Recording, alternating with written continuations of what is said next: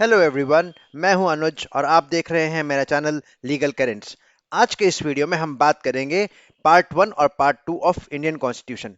Part one क्या कहता है? Union and it's territories. इसमें भारत को डिफाइन किया गया है, इसमें कैसे नए स्टेट्स को एस्टैब्लिश किया जाता है, एडमिट किया जाता है, कैसे एरियाज और बाउंड्रीज को ऑल्टर किया जाता है, ये सब बताया गया है आर्टिकल वन से लेकर आर्टिकल फोर तक में।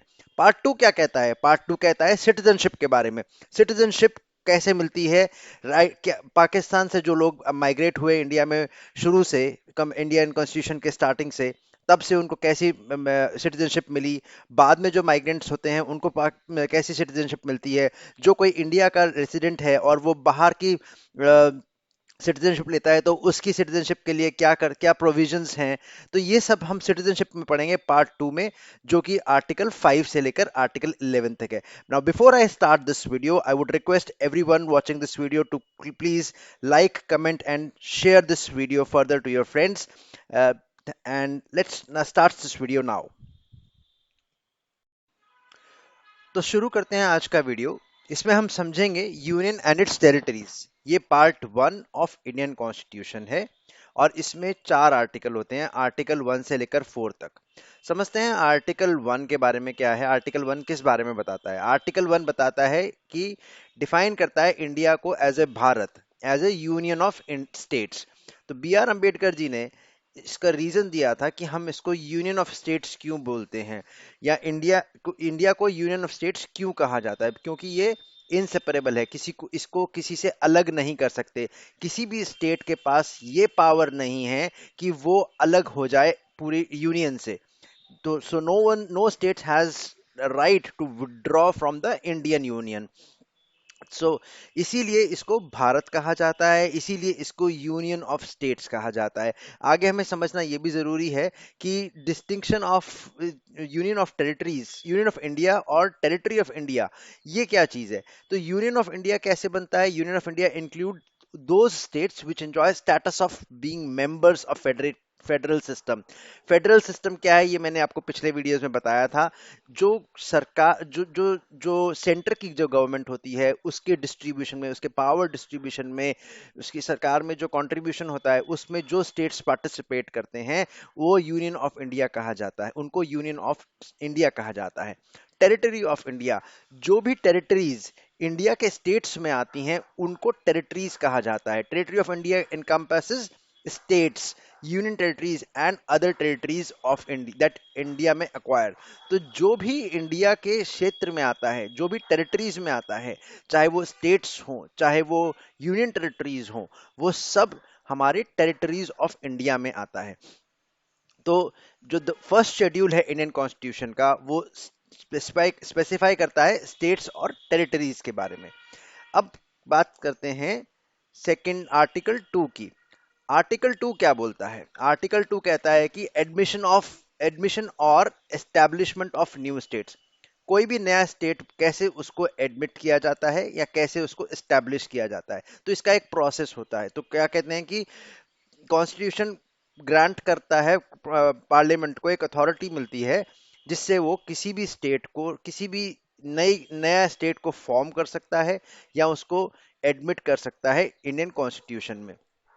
तो इस पार्लियामेंट की अपनी डिस्क्रिशंस होती हैं इस पे, कि अपनी टर्म्स एंड कंडीशंस होती हैं जिसमें वो किसी भी स्टेट को एडमिट या एस्टैब्लिश करता है इंडिया में। और आर्टिकल को अभी तक एक बार इन्वोक किया गया था जब पुडुचेरी या पौंडीचेरी को फॉर्म किया गया था, इंडियन यूनियन में ऐड किया गया था। तब ये फ्रेंच सेटलमेंट ऑफ पौंडीचेरी था, इसको इंडियन यूनियन में ऐड किया गया एज अ पुडुचेरी। और आर्टिकल टू का एक मैकेनिज्म जो है, article to provides mechanism for integration of new territories into the Indian political and administrative structure. तो मैंने अभी आर्टिकल टू में यही बताया आपको कि आर्टिकल टू क्या बोलता है कि किसी भी स्टेट को कैसे एडमिट कर सकते हैं या एस्टैब्लिश कर सकते हैं इंडियन यूनियन में या यूनियन टेरिटरी में। और अभी तक एक बार जब जब ये फ्रेंच सेटलमेंट ऑफ पौंडीचेरी को इंक्लूड किया गया था, यूनियन टेरिटरी है, ये यूनियन टेरिटरी है पौंडीचेरी, इसको इंक्लूड किया किया था, तब इस आर्टिकल को इन्वोक किया गया था। आर्टिकल 3 के बारे में समझते हैं। आर्टिकल 3 क्या कहता है? आर्टिकल 3 कहता है कि formation of new states and alteration of areas, boundaries और नेम ऑफ एग्जिस्टिंग स्टेट्स। आपने देखा होगा कि किसी स्टेट का एरिया बढ़ा देते हैं, बाउंड्रीज बढ़ा देते हैं, या नाम बदल देते हैं, नेम ऑफ एग्जिस्टिंग स्टेट्स। जैसे अभी हाल फिलहाल में बहुत सारे नामों का, बहुत सारे स्टेट्स के नाम चेंज हुए थे। तो वो सब कैसे होते हैं? या तेलंगाना कैसे फॉर्म हुआ, छत्तीसगढ़ कैसे फॉर्म हुआ, झारखंड कैसे फॉर्म हुआ?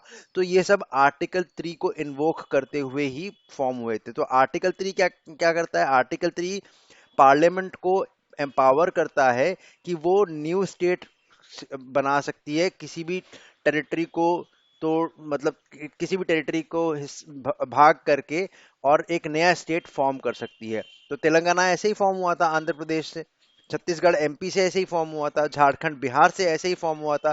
तो और किसी भी स्टेट का एरिया अगर इंक्रीज करना है, तो जैसे आप अगर आप देखोगे कि अंडमान निकोबार है, अंडमान निकोबार आइलैंड्स टू वेस्ट बंगाल, तो इसका एरिया कितना बढ़ा दिया गया है। तो ये भी आर्टिकल 3 को इन्वोक करके हुआ था। किसी एरिया को कम करना है, या कि हाँ, किसी एरिया को बढ़ाना या कम करना। तो हमने एक एग्जांपल देखा कि अंडमान निकोबार आइलैंड्स के एरिया को बढ़ा के वेस्ट बंगाल तक कर दिया, और तमिलनाडु का कुछ एरिया कम करके, या मद्रास का तमिल एरिया कम करके यूनियन टेरिटरी में ऐड कर दिया, पुडुचेरी में ऐड कर दिया। सो ये जो alteration of boundaries of any state है, जो ये सब काम और जो ऑल्टर करना है या नया स्टेट फॉर्म करना है, ये आर्टिकल 3 को लेके, आर्टिकल 3 को इन्वोक करके किया जाता है। आर्टिकल 4 क्या कहता है? आर्टिकल 4 जो है वो आर्टिकल 2 और आर्टिकल 3 में जो भी प्रोविजंस हैं, यानी कि जो अमेंडमेंट हुए हैं फर्स्ट शेड्यूल और फोर्थ शेड्यूल में, और वो आर्टिकल 2 और आर्टिकल 3 से रिलेटेड है, उनको क्लेरिफाई किया गया है आर्टिकल 4 में।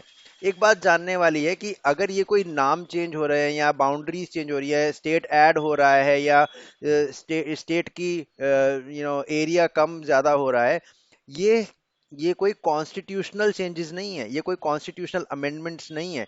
ये आर्टिकल 368 के अंडर फॉल नहीं होते हैं। ये ये ये स्टेट कॉन्स्टिट्यूशन चेंजेस नहीं है। मतलब ये है कि ये स्टेट की बाउंड्री बढ़ा रहे हैं, इसमें कॉन्स्टिट्यूशन को तो कुछ नहीं बदल रहे हम। कॉन्स्टिट्यूशन तो हमारा एज इट इज ही है, जैसा था वैसा ही है। तो ये थे 4 आर्टिकल आप पार्ट 1 के। अब बात करते हैं पार्ट 2 की। पार्ट 2 क्या कहता है? इंडियन कॉन्स्टिट्यूशन का पार्ट 2 कहता है सिटीजनशिप के बारे में। सिटीजनशिप आर्टिकल 5 से लेकर आर्टिकल 11 तक बताई गई है। पहला आर्टिकल है आर्टिकल 5, जो कि citizenship at the commencement of constitution. तो जब जब संविधान बना था, उस टाइम पे जो लोग भारत में रह रहे थे, उनको जो सिटीजनशिप मिली, वो इस आर्टिकल में डिफाइन की गई है। आर्टिकल 6 क्या कहता है? जो सिटीजनशिप, जो जो लोग पाकिस्तान से माइग्रेट जो लोग इंडिया से पाकिस्तान माइग्रेट हो गए थे, ठीक है, तो right of citizenship of persons who have migrated from Pakistan to India, sorry, जो पाकिस्तान से इंडिया माइग्रेट हुए, उनको, उनके लिए क्या सिटीजनशिप है, वो आर्टिकल 6 में बताया गया है। और आर्टिकल 7, जो माइग्रेंट्स हैं, जो पाकिस्तान माइग्रेट हुए हैं। पहला आर्टिकल 6 क्या बताता है? आर्टिकल 6 बताता है जो पाकिस्तानी इंडिया में माइग्रेट हुए हैं। और आर्टिकल 7 वो बताता है कि जो माइग्रेंट्स जो हैं वो पाकिस्तान में माइग्रेंट हुए हैं, तो right of citizenship of migrants to Pakistan. Article 8 क्या कहता है? जो सिटीजन्स हैं जिन्होंने इंडिया और इंडियन ओरिजिन के हैं लेकिन बाहर रहते हैं, अब्रॉड में रहते हैं, यूएस यूके में रहते हैं, तो उनकी सिटीजनशिप के प्रोविजंस बताए गए हैं आर्टिकल 8 में। आर्टिकल 9 क्या बोलता है? Voluntary acquiring citizenship of foreign states not to be the citizens. तो आप यहाँ के सिटीजन नहीं है, आप यहाँ के सिटीजन है लेकिन वॉलंटरीली आप यूएस यूके किसी और कंट्री की सिटीजनशिप एक्वायर करते हैं, तो उसके लिए प्रोविजंस दे रखे हैं। आर्टिकल 10 की आपकी सिटीजनशिप कैसे कंटिन्यू रहती है। आर्टिकल 11 पार्लियामेंट को क्या राइट्स हैं, कैसे रेगुलेट करती है सिटीजनशिप को। तो ये आर्टिकल 5 से 11 तक है। अब हम समझेंगे, इनकी थोड़ी सी एक्सप्लेनेशन समझ लेते हैं। तो पहला है आर्टिकल 5, जो पर्सन्स डोमिसाइल्ड इन इंडिया, तो मतलब जो कॉन्स्टिट्यूशन के टाइम पे जो लोग इंडिया में रहते थे उनके बारे में बताया गया है। तो according to article 5, Indian constitution states that any person who had his her domicile in Indian territory at the time of constitution. तो क्या बात कही थी कि जो कॉन्स्टिट्यूशन के टाइम से जो यहाँ रह रहे हैं, डोमिसाइल्ड हैं, कहाँ कब से, जब कॉन्स्टिट्यूशन मिला था तब से ही डोमिसाइल्ड हैं, उनको, और who has been born in territory of India, whose parents were born in the territory of India, ये सब जो है ये इनको इनको इंडियन सिटीजनशिप मिली हुई है। आर्टिकल 2 क्या बोलता है? Persons migrated from Pakistan. Article 6 और आर्टिकल 7 ये दोनों इस बारे में बात करते हैं। तो जो Indian constitution deals with the right of citizenship of certain persons who have migrated to India from Pakistan and migrated to Pakistan respectively. तो 6 और 7 किस बारे में बात करते हैं? जो इंडिया से पाकिस्तान में माइग्रेट हुए या या पाकिस्तान से इंडिया में माइग्रेट हुए, इस बारे में आर्टिकल 6 और 7 बात करते हैं।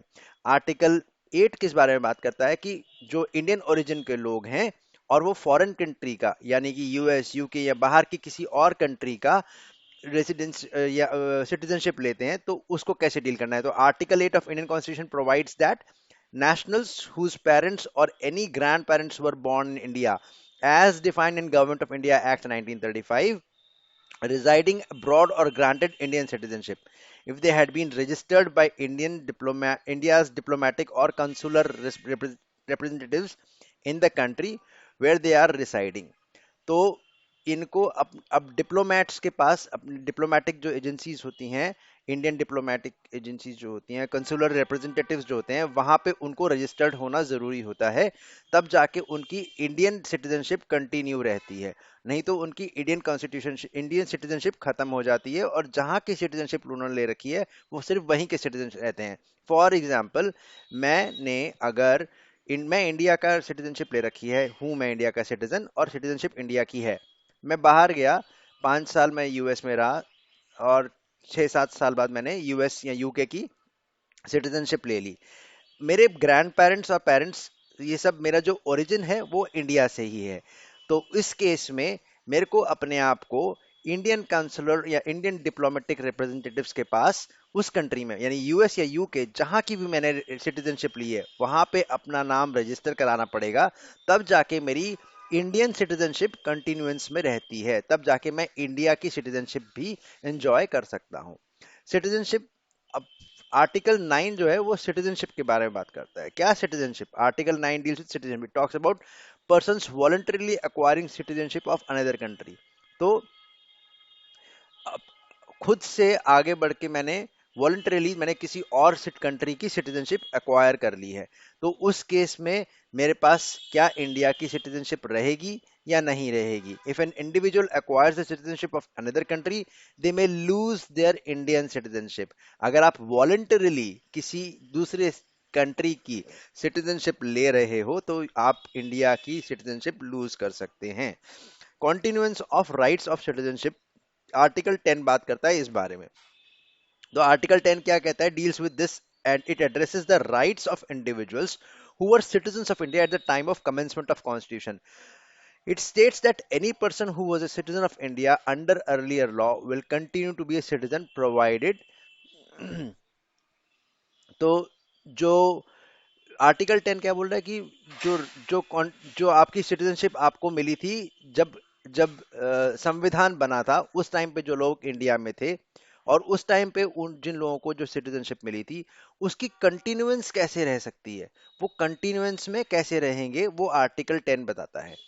Power of parliament, power to parliament regarding citizenship. अब आर्टिकल 11 क्या बताता है? आर्टिकल 11 ये बोलता है कि पार्लियामेंट के पास कुछ पावर्स हैं कि वो कैसे रेगुलेट करती है right to citizenship by law.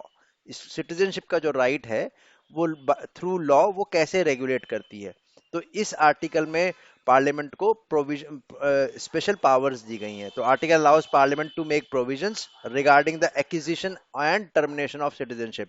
किसी की किसी की भी सिटीजनशिप को टर्मिनेट करना या उसको एक्वायर करना, एक्विजिशन करना उसका, ये सब पार्लियामेंट कर सकती है। ये इसको कॉन्स्टिट्यूशन पार्लियामेंट को एनेबल करता है ये करने के लिए। तो ये थे पार्ट वन और पार्ट टू के आर्टिकल। तो ये था आज का वीडियो जिसमें हमने समझा पार्ट वन और part two of Indian constitution. इसमें टोटल 11 आर्टिकल्स के बारे में हमने समझा है, जो कि सिटीजनशिप और हमारा कॉन्स्टिट्यूशन में जो भारत है इसके बारे में बताया गया है पार्ट वन में और पार्ट टू में। कैसे स्टेट फॉर्म्स होते हैं, कैसे नए स्टेट्स को ऐड किया जाता है, गवर्नमेंट के पास क्या पावर्स होती है, पार्लियामेंट के पास क्या पावर होती है स्टेट को ऐड करने के लिए या उसकी बाउंड्रीज को कम ज़्यादा करने के लिए। तो ये इस वीडियो में मैंने समझाया है। मेरा नेक्स्ट वीडियो होगा फंडामेंटल राइट्स के बारे में, जो कि part three of Indian constitution है। और part three of Indian constitution यानी कि फंडामेंटल राइट्स आर्टिकल 12 से लेकर आर्टिकल 35 तक बताए गए हैं। तो ये बहुत बड़ा वीडियो होगा, इसलिए इस वीडियो को दो पार्ट्स में बनाऊंगा मैं। और first part will comprises of first 12 articles and the remaining 12 articles should be in the next part of fundamental rights video. I hope आपको मेरा ये वीडियो पसंद आया होगा। इन केस कोई क्वेश्चंस हैं, कोई क्वेरीज हैं, please drop A note on my email address or in the comment box. Also, please do like, subscribe, comment, and share my videos and my channel. Thank you so much. Thanks for your time. Have a great day. Bye and take care.